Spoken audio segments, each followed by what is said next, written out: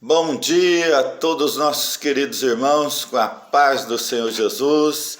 É com muita alegria que na manhã de hoje nós estamos aqui reunidos para falarmos uma síntese da nossa escola bíblica dominical, a lição de número 2, hoje dia 11 de abril de 2021. O propósito dos dons espiritual. Texto áureo. Assim também vós, como desejai-vos os dons espirituais, procurai sobejar nele para edificação da igreja. 1 Coríntios capítulo 14, verso de número 12. Nós estaremos estudando a nossa lição e a leitura diária se encontra em 1 Coríntios capítulo 12, verso 8 ao 11 e capítulo 13, do verso 1 ao 2. Nós estaremos estudando esta lição, falando e podendo trazer orientação aos nossos irmãos concernente esse estudo muito especial que estamos falando dos dons espirituais. O objetivo geral da nossa lição é mostrar que os dons espirituais não são para eletizar os crentes, mas para edificá-lo. Então, os dons espirituais não são para eletizar os crentes, mas sim para edificar. Os objetivos específicos, nós estaremos conscientizar os irmãos dos dons espirituais, não são para eletizar os crentes. Segundo, explicar que os dons devem ser utilizados para edificar a si mesmo e edificar os outros. 3. Expor o propósito dos dons espirituais na edificação do corpo de Cristo. Então, estudaremos dentro desse propósito, desses objetivos, estaremos aí de maneira prática, sucinta, podendo falar com os irmãos sobre esse importante tema. No nosso comentarista, na introdução diz: nessa lição estudaremos o verdadeiro propósito dos dons espiritual, concedido por Deus à sua igreja. Os dons do Espírito Santo são recurso indispensável do Pai para os seus filhos. Os seus propósitos é edificarmos, é unirmos, é fortalecermos a igreja de Cristo. 1 Coríntios, capítulo 3, verso 15. Então, nós estaremos discutindo este assunto tão importante sobre os dons espirituais, que o verdadeiro propósito, primeiro, é edificar a igreja, é edificar nós, é edificarmos as pessoas. Segundo, unir. Esses dons espirituais, ele vem para unir a igreja. Mesmo num tempo difícil, nós estamos enfrentando de pandemia, onde não estamos congregando no templo junto, mas unido, e depois fortalecer a igreja de Cristo. Mesmo com as estratégias do adversário contra a igreja para tentar enfraquecer a igreja, mas nós temos uma ferramenta que utilizamos, que é imprescindível esses recursos para fortalecer mesmo no tempo de dificuldade. Então, é isso aí que nós precisamos compreendermos e entendermos neste momento. Tópico primeiro, os dons espirituais não são para eletizar os crentes. Os dons espirituais não são para eletizar os crentes. Aí nós vamos entrarmos num assunto da igreja de Corinto. A igreja de Corinto, o comentarista vai falar que é uma cidade que estava localizada em uma região estratégica, era uma cidade comercial próximo ao mar Mediterrâneo, era muito importante no Império Romano, e esta cidade tinha uma economia muito próspera, muito rica, e só que tinha uma coisa: essa cidade de Corinto, ela era marcada pela idolatria de cultos pagãos, de cultos idólatra. Eles tinham muitas religiões idólatras para poder enganar as pessoas e tentar distorcer a mensagem do Evangelho. E agora Paulo chega na sua primeira epístola, ele vai ali mostrar para nós, ele chega ali em Coríntios para orientar, para fixar esses irmãos com o propósito de Deus nos dons espirituais, para fugir, para correr dessa cilada do diabo e estar fortalecido. Portanto, o dons espiritual vem fortalecer a igreja nesses tempos difíceis de tanta estratégia do diabo. Segundo, a igreja de muitos dons, mas carnal. Ela tinha uma dificuldade também, o comentarista vai mostrar, da igreja de Corinto. Ela possuía a maioria dos dons espiritual, porque não temos uma quantidade infinita. O Espírito de Deus, o Espírito Santo é Deus, ele não tem limitação, os dons são infinitos. Mas Paulo vai falar de alguns dons espirituais. E a igreja de Corinto, mesmo dotada desses dons espirituais, ela ainda era uma igreja carnal. Porque essa igreja, ela tinha algumas coisas que traziam alguns prejuízos. Ela era uma igreja dotada de dons espirituais, mas tinha também divisão. Nesta igreja também tinha inveja, nesta igreja tinha imoralidade sexual. E às vezes eu fico assim porque tem algumas pessoas que falam: mas eu não vou ficar na igreja porque tem alguém lá que não está certo. Irmão, aonde tem pessoas humanas, onde tem seres humanos, tem problemas, tem defeito, tem falha, tem fraqueza. Mas eu queria dizer, tem os dons espirituais, tem Jesus, tem o Deus Todo-Poderoso trabalhando com a ação dos dons espirituais, que é uma ferramenta, diz o comentarista, uma ferramenta essencial para trabalhar, para tirar os defeitos nossos. Uma igreja poderosa nos dons espirituais, mas é uma igreja carnal. Ela poderia desenvolver outra coisa, mas a carnalidade, essa obsessão de coisas imoral estava no meio deles. E agora vem os dons espirituais para combater, porque o dom, principalmente da profecia, ele vem para consolar, para corrigir e para nos exortar. Então, ele vem para moldar essa igreja. E também é uma igreja que tinha muito partido, e ela tinha suas escolhas.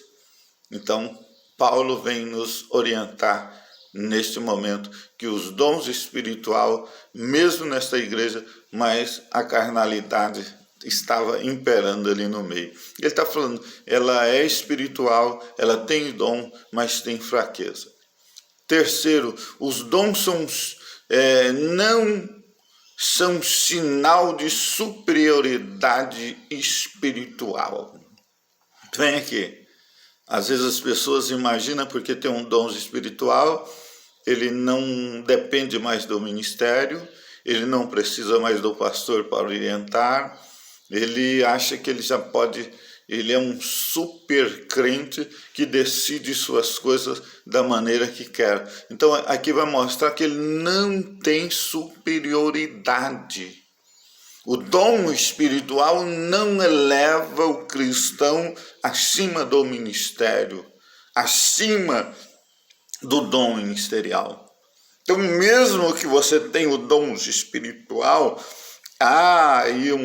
Deus nunca vai permitir, isso não vai nos dar uma marca, um sinal de superior ao Deus, um super crente. Não, isso foi uma dádiva dada por Deus para ferramenta para nós trabalharmos para Ele. Então isso nós precisamos compreender para que o propósito de Deus se cumpra nas nossas vidas cada dia. Segundo tópico, edificando a si mesmo e aos outros. Aí o primeiro ponto vai dizer edificando a si mesmo. Eu preciso que os irmãos nos entendam aqui. Há muitas pessoas que, por não se adaptar, por não deixar a ação do Espírito Santo, ou não concorda, mas está fazendo muito barulho, deve falar línguas estranhas mais baixo. Irmão, quem fala língua, Paulo estava dizendo que edifica a si mesmo. Como você consegue edificar os outros se você não é edificado? Então, primeiro, aqui você vai ver o comentarista, coloca em ordem: edificar a si mesmo. Segundo, edificar os outros. Terceiro, edificar os não crentes. Então, esta ferramenta importante dos dons do Espírito Santo, primeiro, falar em língua, ser batizado com o Espírito Santo, falar em língua, edificar você precisa ser edificado. Paulo, escrevendo na carta aos Efésios, ele diz: fortalecei-vos no Senhor e na força do seu poder. Para quê? Para que possais resistir às astutas ciladas do diabo. Então, primeiro, edifica a você. Edifica a sua pessoa em Cristo. Segundo, a ferramenta que Deus deu, o dom, não é para você se sentir a última Coca-Cola do deserto, não. É para abençoar a vida dos outros. É para ser um canal de bênção na vida dos nossos irmãos. Ele vai falar que a edificação desta igreja vai estar sendo influenciada pelo dom do Espírito de Deus na tua vida. Se é louvor, que louve com muita graça, que o seu louvor chegue ao céu e toque no coração deste irmão, que a sua mensagem tenha um cunho teológico no texto bíblico, com a unção de Deus, que alcance esta pessoa que está no templo, e que não seja de desabafo, que não seja de arrogância, mas que seja inspirada pelo Espírito Santo. E edificando os não crentes, que principalmente aos domingos a nossa mensagem ela possa ser cristocêntrica, que haja uma objetividade de alcançar as pessoas que estão no templo, crentes, católicos, jovem, criança, que esta mensagem ela possa levar a pessoa a entender que eles não entram num templo. Por isso o comentarista falou: edificar os não crentes. O não crente precisa entrar no templo e sair com a palavra que falou ele, que o louvor tocou nele e que ele deseja voltar ao templo de novo.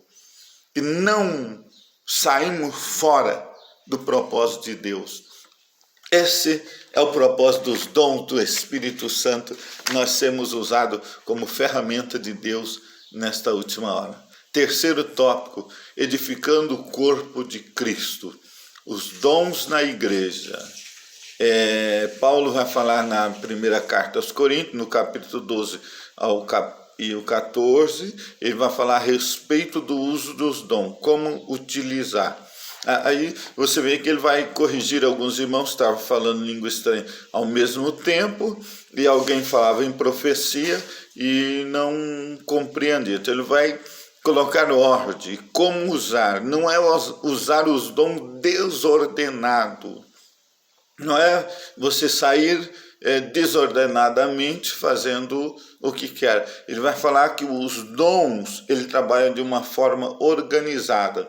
Ele vai colocar como o amor como uma peça fundamental e essencial nos dons. Ele vai fazer uma metáfora do corpo como os membros, que este amor, cada membro vai querer o sucesso do outro. Cada membro vai querer o sucesso daquele outro membro para que o corpo seja edificado. Então, isso só se faz com amor, porque se haver inveja, não quer ser que o outro seja usado, só quer eu que seja usado. Então, não, ele fala, o amor é essencial, porque ele vai ter prazer em ver o desenvolvimento daquele outro membro. Isso é interessante. Ele vai tratar também sobre o sábio arquiteto do corpo de Cristo. Ele vai colocar nós como um especialista em num relacionamento espiritual, moral e doutrinário com a igreja para edificar o corpo de Cristo. Ele vai colocar que nós estamos edificando este corpo, somos a peça fundamental na igreja, que como arquiteto, eu falei, o sábio arquiteto, que tenhamos sabedoria para poder unidos trabalharmos em prol do ministério, para edificação sobre o fundamento dos apóstolos. Qual é o fundamento? Que é Cristo. É Cristo que é o fundamento dos apóstolos. Então, você vai pegar, quando Lucas vai tratar no livro de Atos, que a igreja perseverava unânime na oração, no partir do pão, na comunhão, e havia crescimento todos os dias, salvação. Então, quando estamos unidos nesse mesmo propósito, com sabedoria, para a efetivação da obra de Deus, as coisas ocorrem perfeitas no reino de Deus. E concluindo, como dispenseiros dos dons. Paulo, escrevendo aos Coríntios, ele vai falar no capítulo, acho que 4, que os homens nos considerem como ministro de Cristo e dispenseiro dos mistérios de Deus. Que nós temos um conceito das pessoas que olham para nós, que somos ministros de Cristo, e cuidador da dispensa. Esse dispenseiro vai trazer de uma antiguidade, a pessoas que era responsável pela dispensa, para não haver prejuízo na alimentação e também não haver pessoas, famílias passando necessidade e estragando o pão. Então Deus dá o dom espiritual e nós apenas estamos guardando esta dispensa. E eu preciso distribuir a alimentação que foi dada por Deus, não é minha alimentação, é de Deus.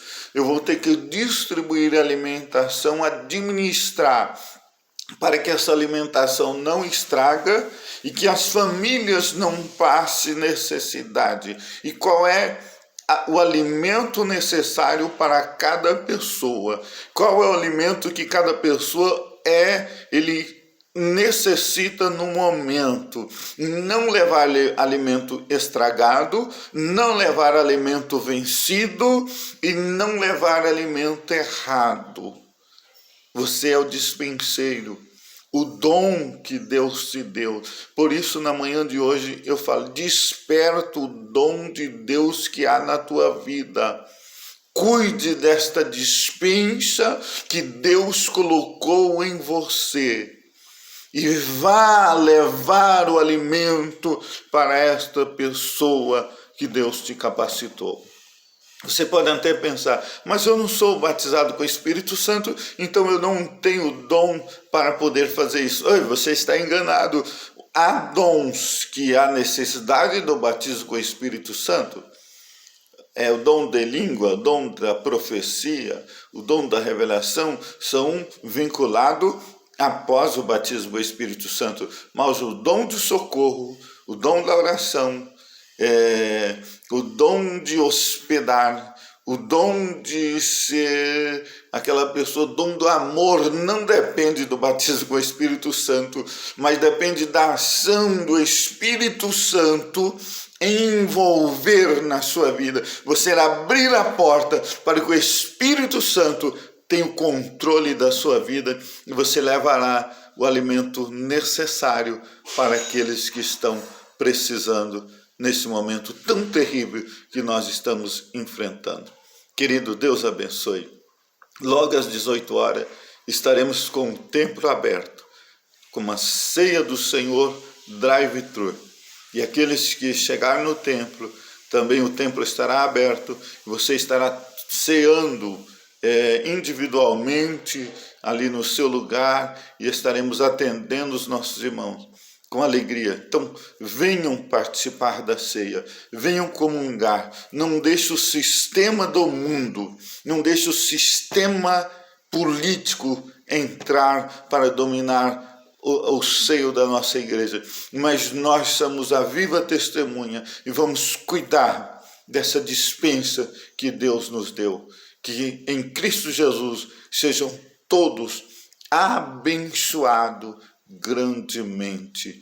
E eu encerro aqui pedindo ao Senhor uma bênção para a tua vida.